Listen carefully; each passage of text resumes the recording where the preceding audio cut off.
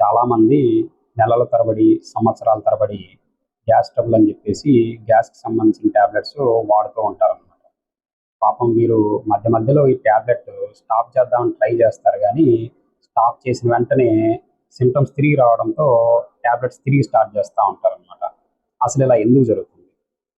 ఈ gas tablets అనేవి మన స్టమక్‌లో యాసిడ్ ప్రొడ్యూస్ చేసే కణాల మీద పనిచేసి, యాసిడ్ ప్రొడ్యూస్ అవ్వకుండా బ్లాక్ చేసి పెడతాయన్నమాట.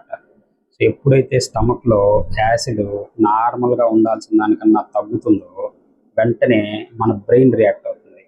బ్రెయిన్ రియాక్ట్ అయ్యి యాసిడ్ ప్రొడక్షన్ పెంచడం కోసం అని చెప్పేసి కొన్ని రకాల హార్మోనల్ సిగ్నల్స్‌ని మన స్టమక్ పంపిస్తా ఉంటదనమాట. సో, ఆల్రెడీ మనం కణాలని బ్లాక్ చేసి పెట్టి ఉంచడం వల్ల బ్రెయిన్ ఎంత సిగ్నల్ పంపించినా సరే యాసిడ్ ప్రొడక్షన్ అనేది జరగదు. కాకపోతే ఈ సిగ్నల్స్ వల్ల ఏమవుతుందంటే ఈ యాసిడ్ ప్రొడ్యూస్ చేసే కణాలు నెంబర్ మల్టిప్లై అవ్వడము, రెండోది అవి బాగా ఉబ్బిపోవడం జరుగుతుందనమాట. సో, ఎప్పుడైతే ఈ గ్యాస్ టాబ్లెట్స్ ఆపడం వల్ల ఆ బ్లాక్‌ని మనం తీసేస్తామో, సో, ఆల్రెడీ ఉబ్బిపోయి ఉండడము, నెంబర్ ఎక్కువగా పెరిగి ఉండడం వల్ల ఈ కణాల నుంచి యాసిడ్ అనేది ఇంతకు ముందు కన్నా ఎక్కువ మోతాదులో ప్రొడ్యూస్ అవుతుంది. దానివల్ల పేషెంట్‌కి మళ్ళీ తిరిగి సింప్టమ్స్ వస్తా ఉంటాయన్నమాట.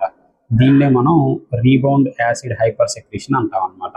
అయితే ఈ ఫినామినాకి వేరే సొల్యూషనే లేదా? లైఫ్ లాంగ్ గ్యాస్ టాబ్లెట్స్ వాడాల్సిందేనా అంటే అవసరం లేదండి. ఎవరైతే ఈ ప్రొలాంగ్డ్ పీరియడ్స్‌లో గ్యాస్ టాబ్లెట్స్ వాడుతూ ఉంటారో వాళ్ళు ఈ టాబ్లెట్స్‌ని సడన్‌గా ఆపకుండా స్లోగా డోస్ అనేది టేపర్ చేసుకుంటూ, తగ్గించుకుంటూ వచ్చి ఒక లోయెస్ట్ పాసిబుల్ డోస్ వరకు తీసుకొచ్చేసి దాని తర్వాత క్లాస్ స్విచ్ అంటే వేరే మెకానిజం ద్వారా యాసిడ్ ప్రొడక్షన్ తగ్గించేటువంటి మెడిసిన్ మీదకి మార్చి అవి కూడా 1 ఆర్ 2 వీక్స్‌లో మనం డోస్ తగ్గించేసేసి దాని తర్వాత యాంటాసిడ్స్ మీదకి షిఫ్ట్ చేసి అవి కూడా 1 ఆర్ 2 వీక్స్‌లో మనం ఆపేయాలన్నమాట. ఇలా చేసినట్లయితే అట్‌లీస్ట్ కొంతమందిలోనైనా మనం ఈ గ్యాస్ టాబ్లెట్స్‌ని పూర్తిగా ఆపగలుగుతాం.